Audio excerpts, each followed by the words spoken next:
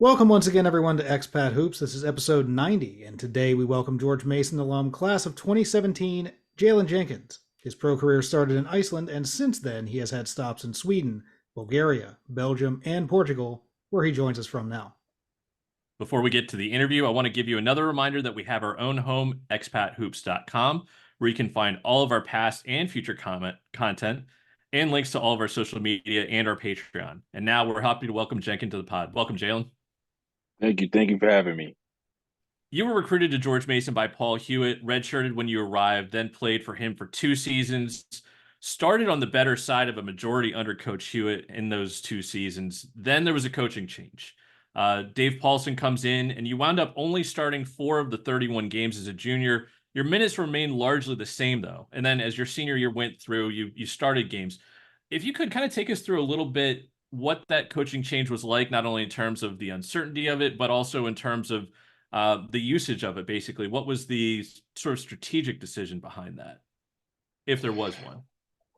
I don't know the strategic decision behind the change. I wasn't that involved, or that in tune with how that went. But the difference between the two was, I would say, Paul Hewitt would allow my game to. I would say he allowed me to be more versatile. He allowed me to push the ball. He would allow me to show my full skill set more. I think Dave Paulson kind of refined me to you know what he saw that would be most effective for the team.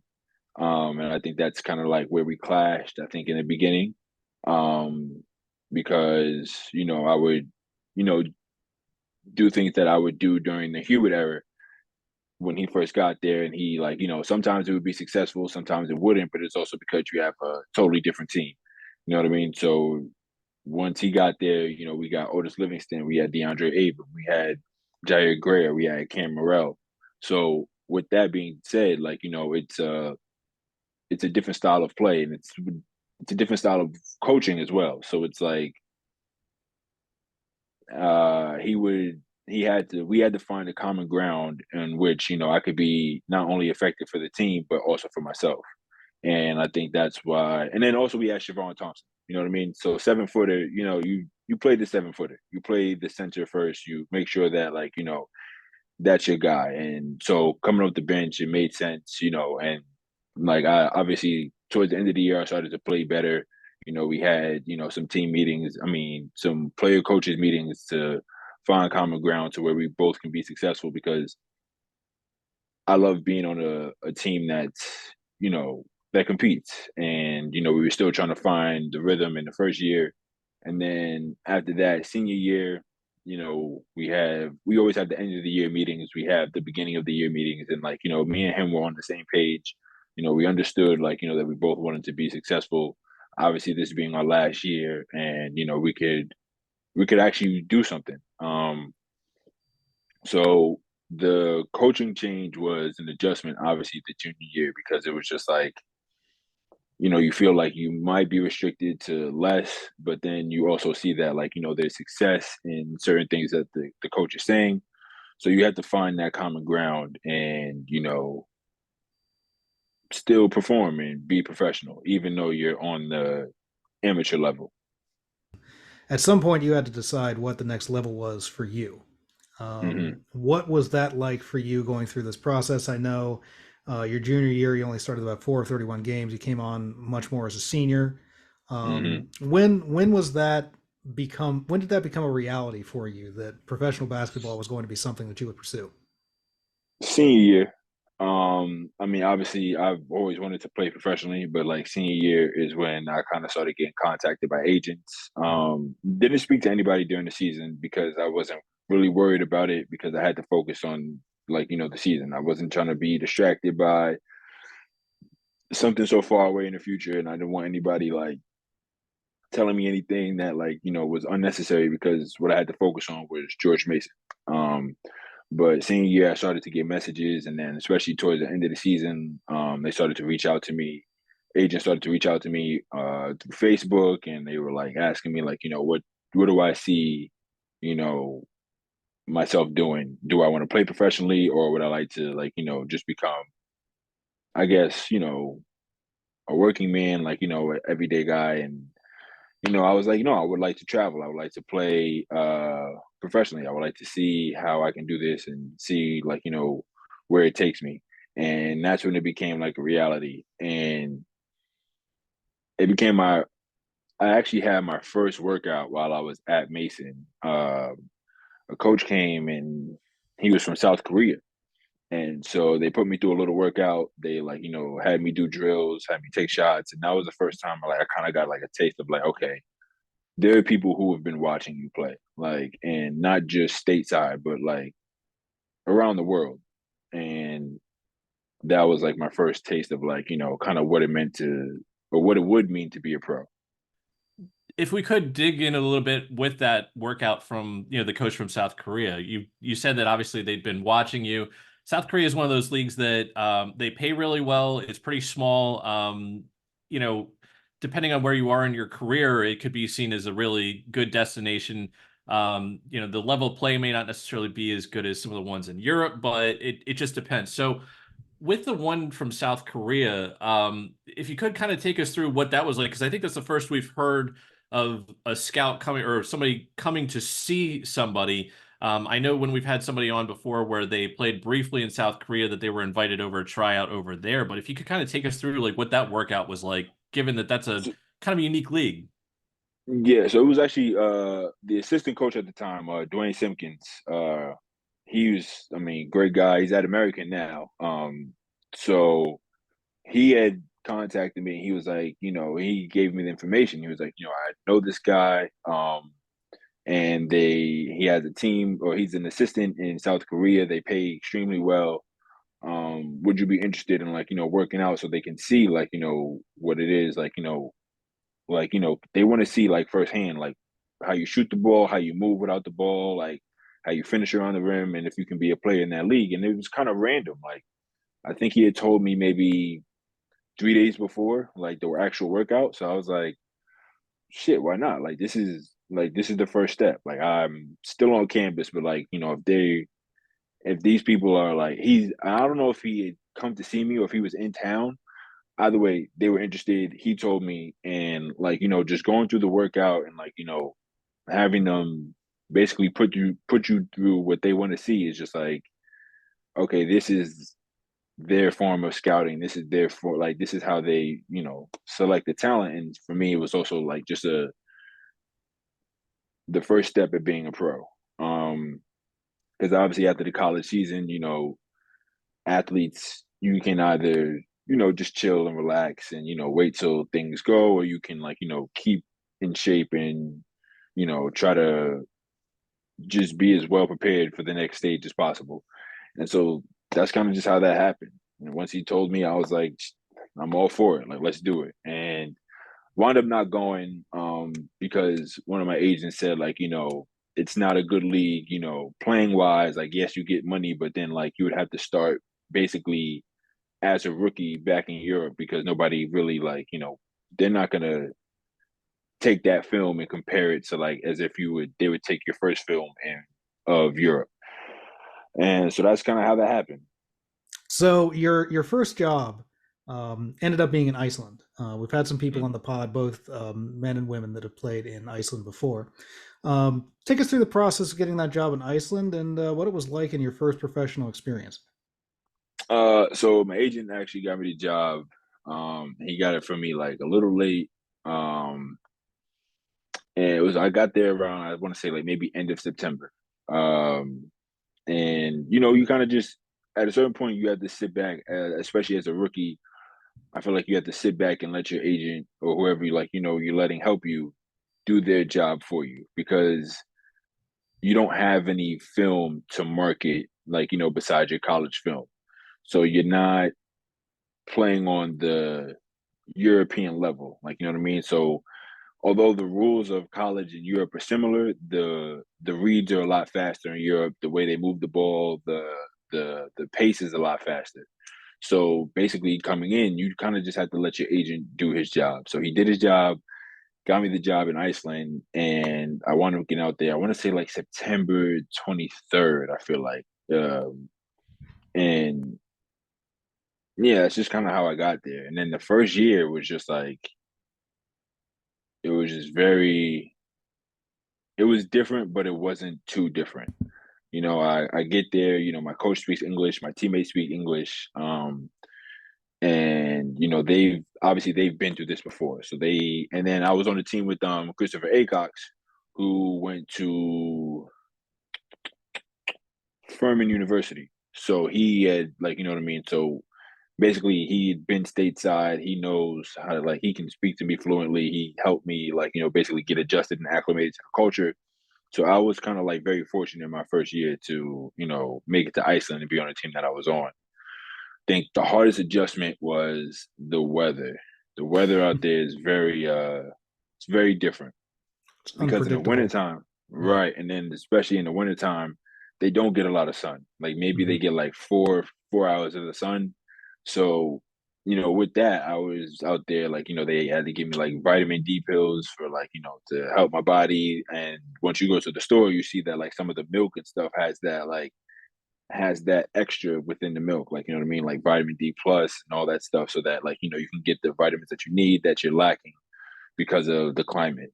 Um, and it's kind of tough sometimes when you wake up at 12, the sun is shining, and then you go to practice at 3 o'clock, and now it's like dark and gray, and then it's like that, like for most of the day. So that was the only adjustment, but everything else was smooth. Was there anything else in particular that you can think of that in Iceland that you think was noteworthy while you were there in your first experience? The Northern Lights, Ah, okay. the Northern Lights. So I got to see the Northern Lights a couple times, and that was like always noteworthy because you don't get that in the city. You know what I mean? Especially in New York, you don't get any type of. You may see some helicopters, some planes, but you don't get Northern Lights. So seeing that out there was actually pretty awesome. Obviously it snowed, it got cold. The lake was actually frozen over. So there was like a small lake frozen over. So people were walking on there, skating on the lake. So that was actually kind of cool to see. But other than that, not too much. In terms of climate, you certainly didn't get far away from Iceland in your second stop, which is Sweden. Mhm. Bit more people this time around, maybe in Yeah. the metro area that you're a part of. Tell us a little bit about that. So I wound up going to a town called Uppsala. And it's still a smaller city in terms of like it's not as big as Stockholm, but it's definitely a city. But that shit was cold. I mean, like a different type of cold. Like it was like on your bones, like every day. Like if you're not inside, you're cold. Like it was just different.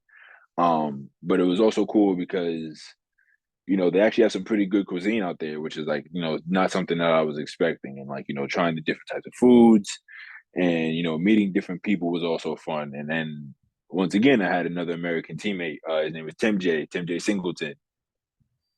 He was actually from the West Coast, so he had probably more of a climate shock than me because he was coming from California all the way to here. So it was just like, we were both out there just kind of like just grinding it out and just like getting through the weather. But it was a fun team.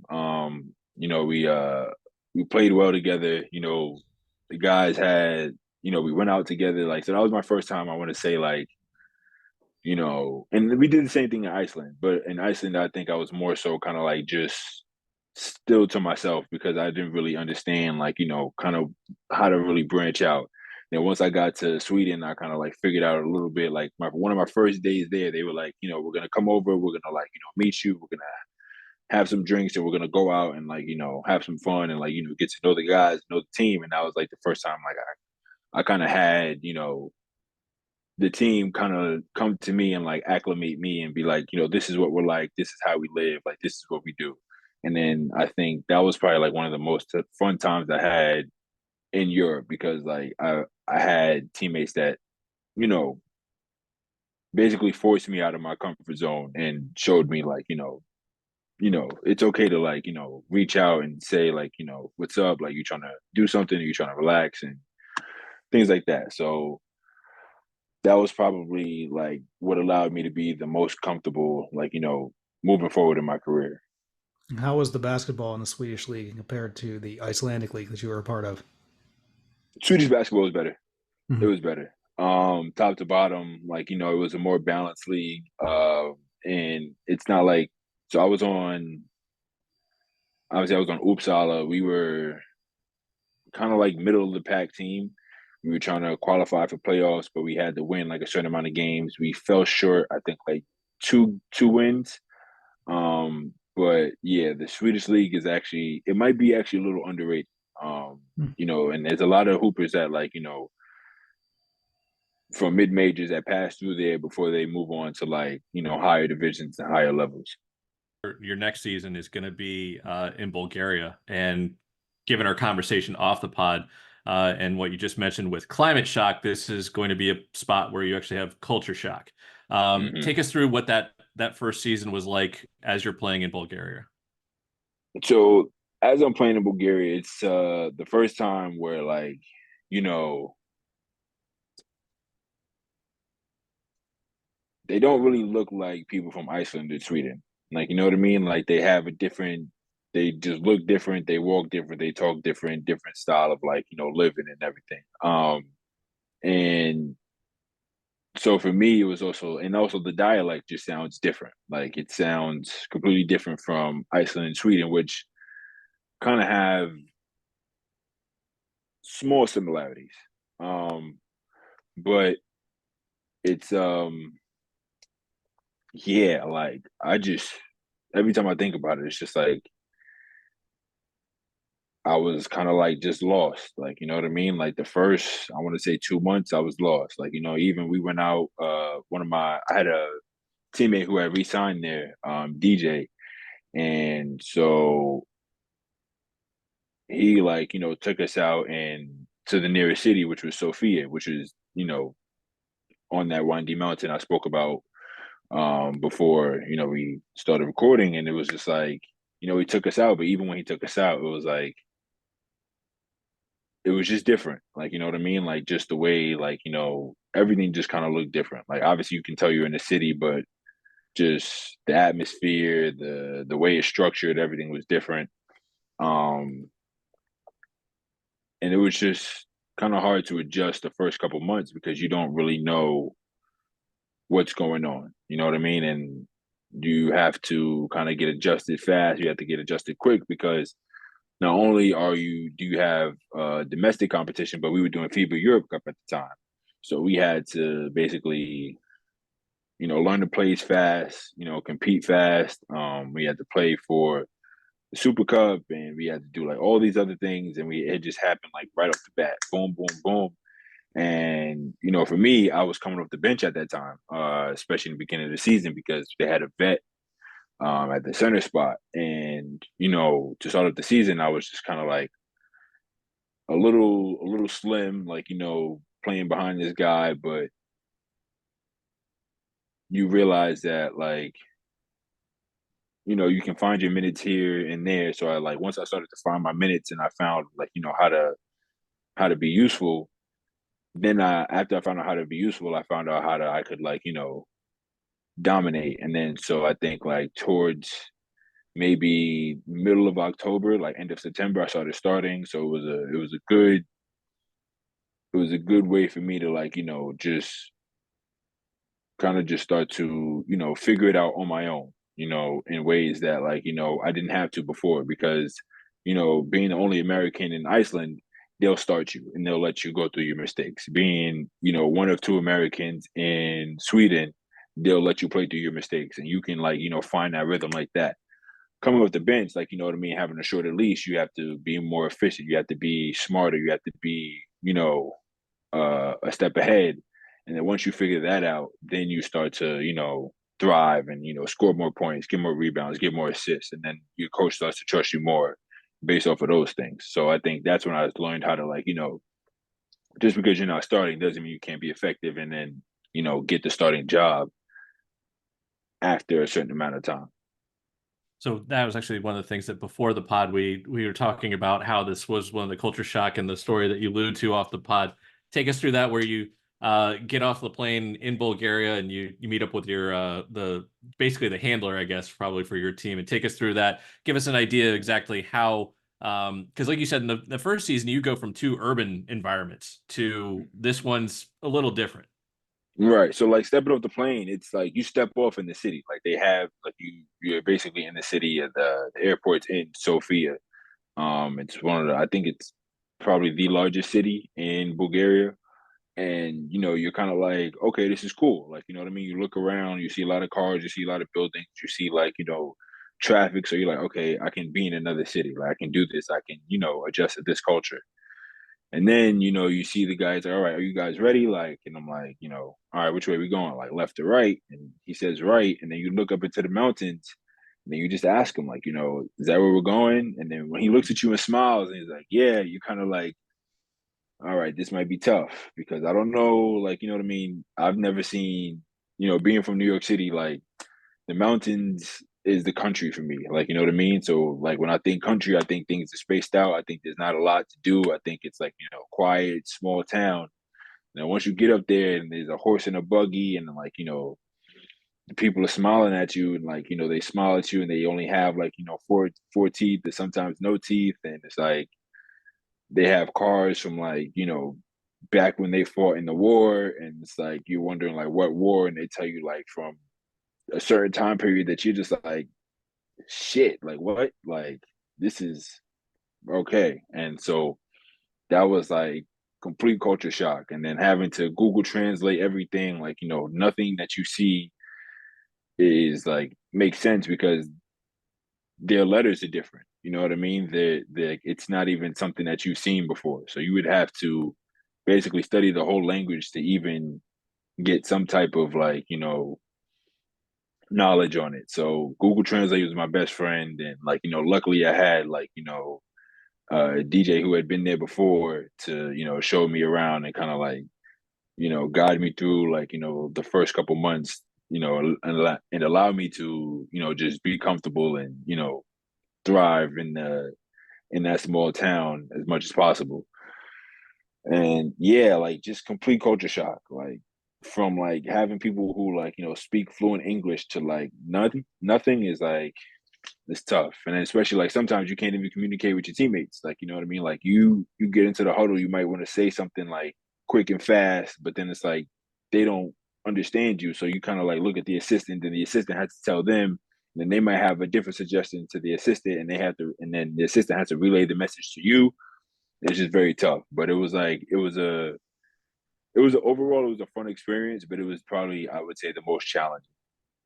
We have merch. Head over to the Expat Hoop store where you'll find t-shirts, hoodies, masks, coffee mugs, pint glasses, and more. It's one of many ways you can show support for the podcast, so head over there and pick up some merch. That link below is in the video description, or you can head over to our website, expathoops.com, and click merch.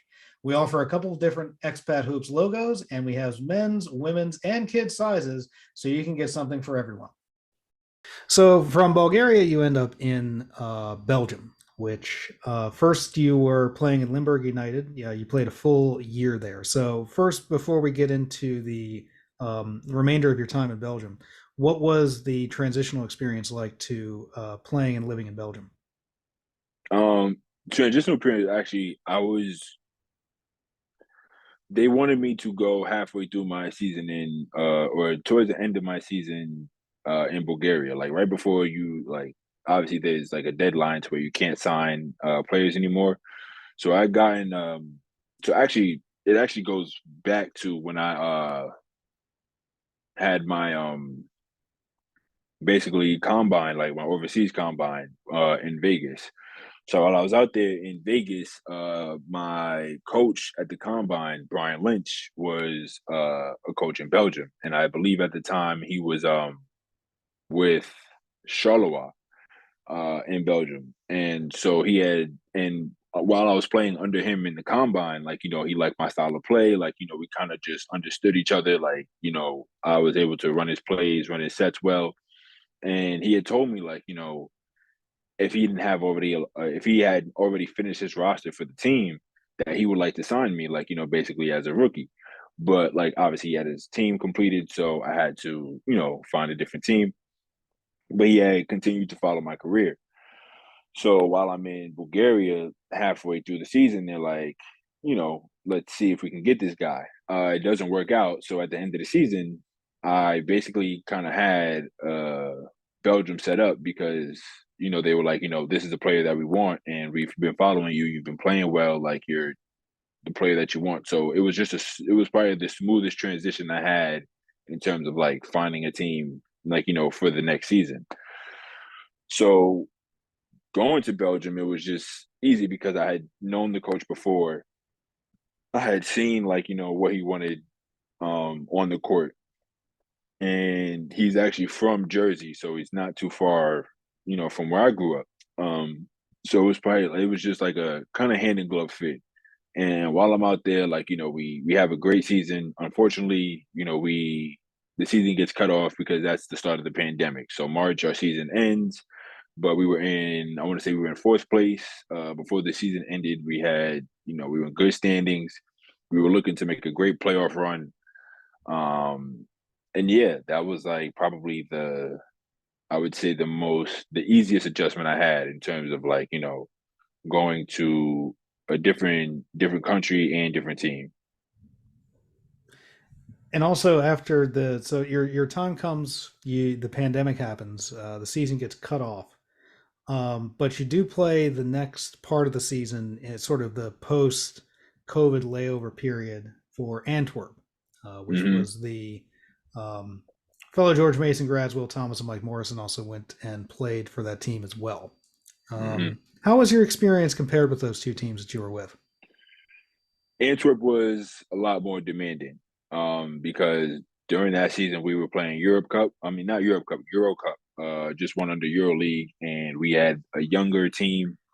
So we had a chance to kind of, if we had a good season, we would have made some noise. We would have been the young guys that had just entered this new competition and we're proving that we could play. Unfortunately, we didn't have that good of a season in terms of Euro Cup because you're playing against people who are, more experienced. The coaching style is different. The level of talent wasn't different, but the cohesiveness of other teams were better than the one that we had on ours in terms of on the court. So we struggled in that aspect, but also because Antwerp they had that Final Four run in the Champions League, and they were trying to make some noise again. They were a lot more cutthroat. So I had some good games, I had some bad games, but ultimately they wind up letting me go because they wanted more from me, and I couldn't really just find a rhythm to where I was scoring consistently, every night. Like I would have games where I would have 16, 17, but then it would be games in between where I would have 7, 5, and that's also kind of going back to the being selfless or selfish conversation. So it's like I would say I was kind of more of a team player, I would say. And I was worried about the success of the team at the same time, not realizing that sometimes when you're selfish, that helps the success of the team as well, because you become a scoring option. You become a guy that's consistent on every night, no matter what it is that's thrown your way. So my time in Belgium kind of it helped me understand the level of play at a higher level. You know what I mean? When you play Euro Cup, and obviously if you're going to play Euro League, you have to produce every night, or you have to be ready to play every night, no matter if you're playing 15 minutes or if you're playing, 35 minutes. So you actually talk about something in terms of the end of your Belgium time, and we're about to go to the last country that you've been in, at least playing professionally so far. And it's kind of a roller coaster ride and where we're about to go. You join a club in Portugal, Immortal, 2020 to 2021 season after being with Antwerp. We talked about it off the pod, successful there at first. But if you could kind of take us through the high points, and then we'll get to the low points as well. So the high points was that, I mean, me and the team, it was kind of like an instant gel. The Americans that they were cool guys. They had introduced me to, the city, to the town, small town. It was not really a small town, but it's a city called Albufeira in the south. It's a tourist city. I mean, the weather was beautiful. I really couldn't complain about any of that. Living situation was cool. Like, stayed in the hotel, had my meals prepared for me, had like, it was nice. It was very nice, and going in there, I kind of had just changed my attitude of like, instead of second guessing, just go all out. You know what I mean? Like, just play basketball, do what you do, like play at the highest level every game, day in, day out. And we were winning games. Like, we had when I got there, they were 13-3, and once I got there, we were even better. We were winning games, double digits, like several times. We had only one random bad loss, but it was, that was it. And then, we go to the Cup semifinals, and we're playing against Benfica. And, I'm having a great game, 15 points in the first half, playing extremely well. And I go up for a rebound, non-contact, and just, my knee just buckles. And once it buckled, like, you don't really want to like wish the worst. You don't want to expect the worst, but you just like, I never felt anything like that before in my life. And I just kind of knew something was wrong. I was hoping that maybe it was just like, maybe a couple, like maybe I jammed it, or maybe like, it might have been my meniscus or something else, but ultimately it wound up being my ACL. So that was kind of like the start of it. So once that happened, it took me a while to even like, for them to set like a surgery date. So I didn't have surgery until I want to say like later April. So, most times you get injured, you're trying to like, go in and fix that injury as soon as possible. I probably maybe had to wait like 3 weeks, 2 weeks, to, get the news of like, when I would be getting my surgery done and by who. And so once I found all that out, first like going in, I was like, all right, bet. Like, you know what I mean? Let's do it. Let's get the surgery done. Like, let's get back. Like, this is gonna make me even better. Like, I'm gonna become, a better athlete. Like, this happens to tons of people. Like, you know what I mean? People have freak injuries, freak accidents all the time. Like, let's do it. Like, I'm not like, you know what I mean? I'm not scared. I'm ready. Like, I got a new challenge to look forward to. I could change my eating habits. I can like, get a different perspective. Like, obviously I'm gonna have to drop some weight. I'm gonna have to change this. I'm gonna have to do that. Like, I just got all these positive thoughts just flowing through my head. Like, I'm like, all right, bet, let's get it. And plus, like, they were like, we'll, pay for your housing. Like, you know what I mean? You get to be in Portugal for the summer. Like, why not? You know what I mean? I get to stay here for the summer, the good weather all the way around. Like, I'm right probably like 10 minutes from the beach. I can just like, just enjoy this whole process and work hard. And at this point, this is kind of unusual for an overseas team too. But given the fact that you'd had a lot of success with them and the relationship was good, that this is something that you, as far as everything is sounding right now, this is pretty much about as good as you can do. Like, thumbs up. You know what I mean? So basically, then I go, right? I get the surgery done, and obviously I go to the rehab center. And the rehab center is like, I'm doing well in rehab, but then I'm also noticing that this isn't really like an athletic rehab center. This is kind of like a rehab center, like, for, maybe people who have everyday injuries or things like this and stuff like that. So I'm like, all right, you know what? Maybe this is just like, part of it. Then like, they have a training staff, she's helping me as much as she can. But she also has her own job. So like, going through the whole process, like obviously I'm enjoying my time there because it's summertime. Like I can't be upset. Like, I'm still getting better. But as somebody who's never had a major injury before, I'm not sure how this process should look. Like I'm not sure how I should be progressing. I'm not sure like, what benchmarks I should be looking for, like how I should, be gauging my process and all that. So I'm kind of leaving it in their hands because they said they would take care of me. So basically the season comes around and I'm probably like, if I had surgery in April, season comes around September, and you kind of just, you're like, all right, this is 6 months out. Like, you know what I mean? Like, or like 5 months out. So you're like, okay, maybe I should be jogging or something. So I start jogging, on a treadmill. I start doing that because they're like, it's time, you're ready. So I start doing those things. I'm like, bet, cool. Like I'm feeling all right jogging, like that's fine. So then I get in the gym, I'm getting like shots up, stationary shots, nothing too crazy. And, the progress is slow. And then they get a new trainer, so he's like helping me with that as well. But then it's like at the same time, he can't delegate all his time to me because he has athletes that he has to worry about the team. So it's like I kind of like I'm not pushed to the side, but the attention that I should be getting, I'm not getting. You know what I mean? Especially for somebody who has no knowledge on this situation, who has no type of like history of having any major injury. I don't know. And this is actually at a time where like, I'm kind of just out there by myself. Like, you know what I mean? Like it's still kind of like pandemic rules. So like, family members tried to come out and see me, but it's like, if you don't have all your information or if you don't have your passport and then the other person's like, their information of where you're staying, you're getting denied access. So my mom tried to fly out there to like, come and support me and just check on me.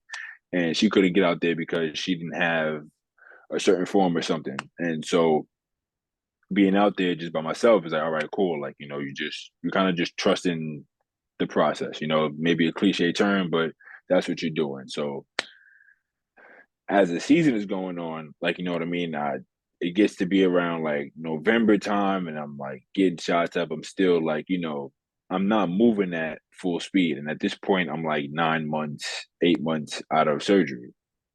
So it's like for me, I'm just kind of like, maybe I'm just taking a longer time and I'm having like monthly checkups and I keep telling the doctor, like, I'm having the same pain in my hamstring, like, I'm having the same pain on the inside of my knee, like, and he's like, he does his checkups and everything. I'm like, what's going on? He's like, well, because you're a taller athlete, like, it's going to take more time. And I'm like, I can see where that's coming. Like, I can see like why a person would say that, but then also at the same time, like, that's not really the case because there's people who are taller than me who have had like worse injuries and they've come back in the same amount of time or less.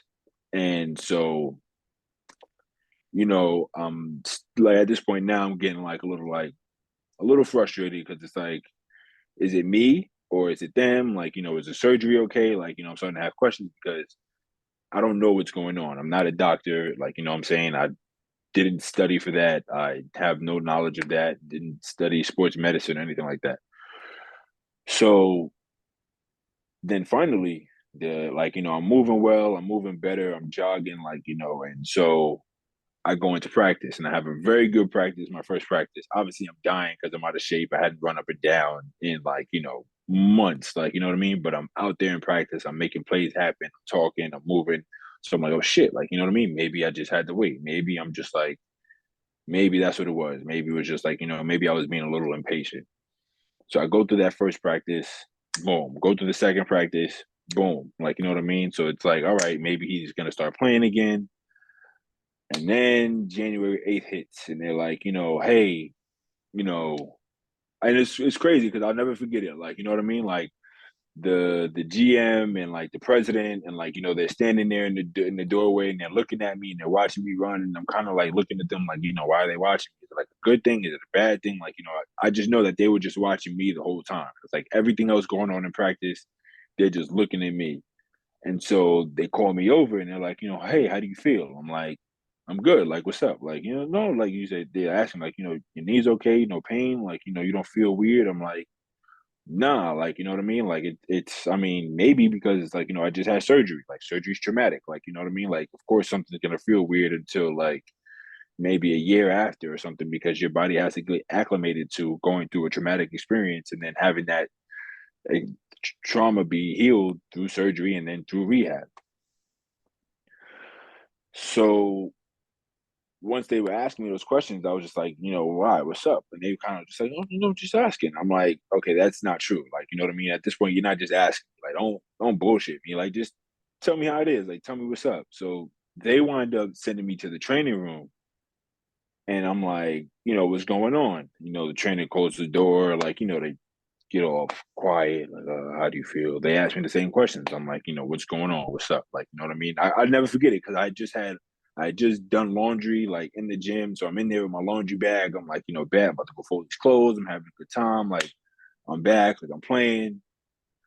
They're like, yeah, we found another tear in your ACL. And I'm like, how does that shit even happen? Like, what do you mean you found another tear? Like, if like doesn't even make sense. It doesn't add up. Like, you know what I mean? So at this point, I'm just frustrated. Like, I'm like, yo, what, like for all that, I could have just gone home. Like, you know what I mean? Like, you wanted to re-sign me because you told me that, like, you appreciate what I've done. I've played well. You would like to have me for another season. Like, just keep it a buck. Like, just keep it a just tell me what it is. Like at this point, like I'm a grown man. Like you, like obviously sometimes shit is bad, sometimes shit is good. Like, I've seen the ups and downs. I know what it's like. Like, just tell me. So I was more so upset that, like, when they were watching me in practice, like they could have told me before I went to the training room. Like they could have told me when they had first found out. And it's just like that was just like devastating because I was working back to play at least half of that season. Now I realize that I have to go through this whole process again, and I have to have surgery on the same knee that never fully recovered the first time. Now you have to go back in again and fix the same injury that was supposed to be done before. And I was just like, what? Like how? Like what are we doing here? Like, is this? Are we like? This doesn't seem professional to me now. Like, and it's like the other reason why I kind of felt like so pissed off is because it's like you feel like when people are being polite to you, but they're being nice to you, but they're not keeping it, 100. It's like I'd rather you just be an asshole and just like tell me like, yo, listen, your shit fucked up. Like, you know what I mean? Like we gotta go. Like, I'd rather you do that instead of you like, oh yeah, good day. Like, you know what I mean? Like pat you Yeah, on the pretending back. everything's fine when it's really not. Exactly. Like, just tell me what it is. So that's kind of how I felt like, at that moment in time. So I'm basically like, so once you have this discussion again, I'm like, listen, at this point, you need to help me now. Now you need to help me because I've been here, I've done my due diligence, I've been a good person, I've like, tried to help out the team in every way I can, like, and I don't want to have surgery at the same place. You need to send me to a professional doctor in Lisbon to like a place that has like, somebody who's done this before and like, they've had experience with this, and that's basically what happened. You know what I mean? So I remember like January 8th they brought me in, and February 24th I had that surgery, and it was just like all right, here we go again. Like, you know what I mean? And so once I had the surgery, I had to go back. You know what I mean? Limping again, on crutches again, and it's just like it sucks to see, especially because during that season, that was the season when John Arledge and Mike Moe were on the same team. So I'd have been like, it's great. It would have been great to be on the court and like, competing against people that like, I used to go against in practice. Like, I remember when Mike Moe used to come back during the summertime and like, hoop against the younger players and like, keep that tradition going. So it would have been great to like, just be able to compete against those people and like, basically share that experience. And I felt like I was robbed of that, robbed of like, 2 seasons. And it's like now I have to like basically hit super rock bottom of like, having to be on crutches again, having to go back home. And like, I'm once I get through the airport, like, I have to basically take my time because I can't run, at this point. Like I can walk fluidly, but like I can't run anywhere. So I had to go home and find a rehab spot. And fortunately I found a great spot in Jersey. Um, because one of my friends, Sterling Gibbs, he had tore his ACL as well, but he found a great spot in Jersey called Home Dell Physical Therapy, and like he put me on with the guy who did his rehab, Matt Holzer, and we were able to just kind of hit the ground running once I got there because I told him my story. So he was like, "Listen, man, I got you." Like, you know what I mean? And so that's kind of how the official rehab process started for me. And it was just a long journey, like a long journey, like those missing those 2 seasons, and then like still like watching people like because obviously like once you love the game, you don't stop watching it. You know what I mean? So now I'm home, I'm watching like college basketball, I'm watching NBA basketball, but I'm still checking in on like what my former teammates and like friends are doing. I'm seeing them excel. I'm seeing like people go places and play well, and it's just kind of like you just sitting there like damn, like I wish that was like I wish I was out there, like, you know what I mean? But then at the same time, you realize that, like, okay, now this is the time where you become smarter, you become wiser, you become more efficient with your time, and you learn how to actually like study and pay attention to your body and what it needs and things like that. So that's kind of like the best thing I was able to take away from, this whole process. And now it's to the point where, like, I can easily, like, I know what days are going to be good days, like, you know what I mean? I know what days are going to be bad days based off of how I prepare.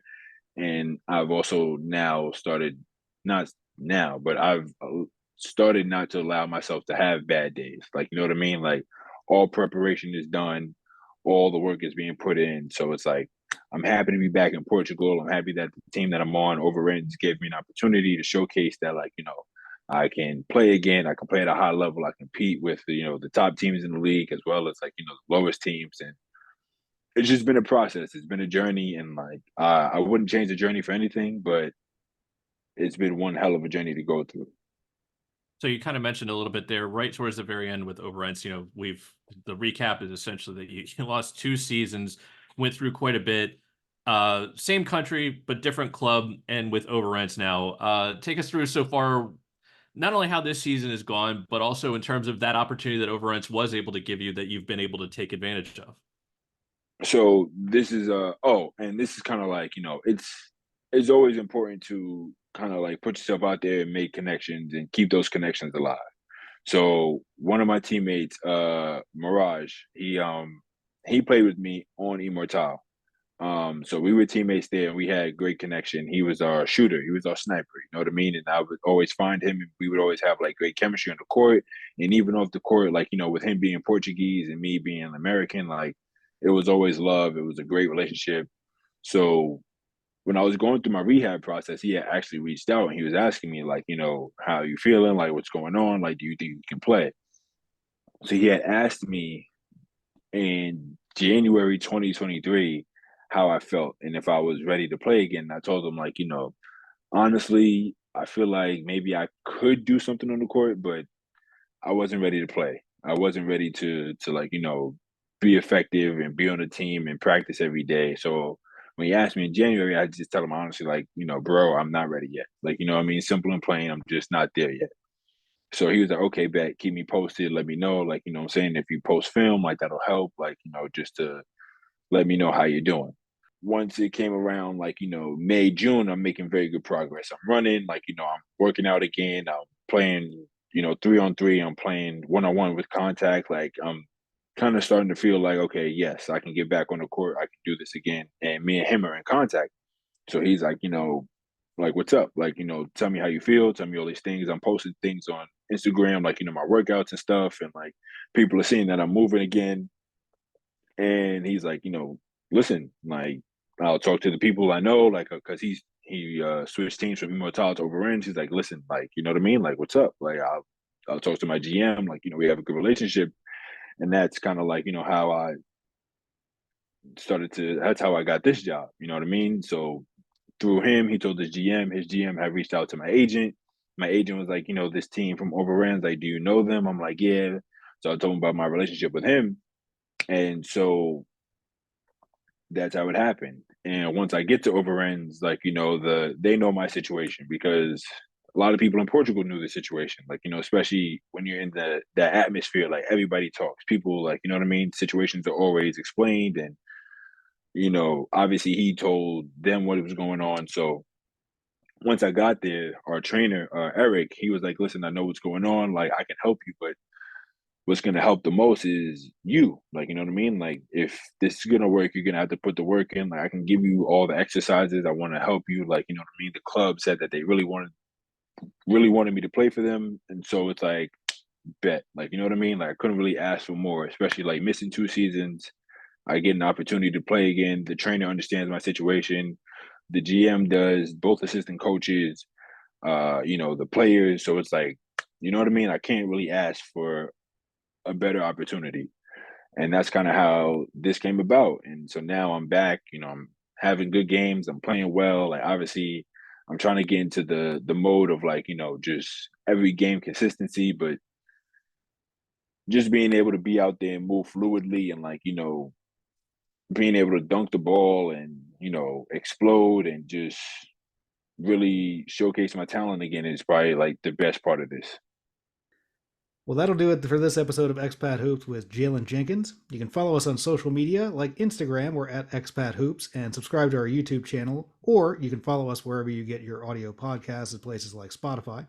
Also, you can help support us on Patreon, where our members get additional content and benefits, so we can continue to bring you interviews with overseas athletes from around the world. Jalen Jenkins, thank you for being on Expat Hoops today, but we have a little bit of extra content to ask you about if you will stick around with us for just a little bit. Definitely. And thank you for having me.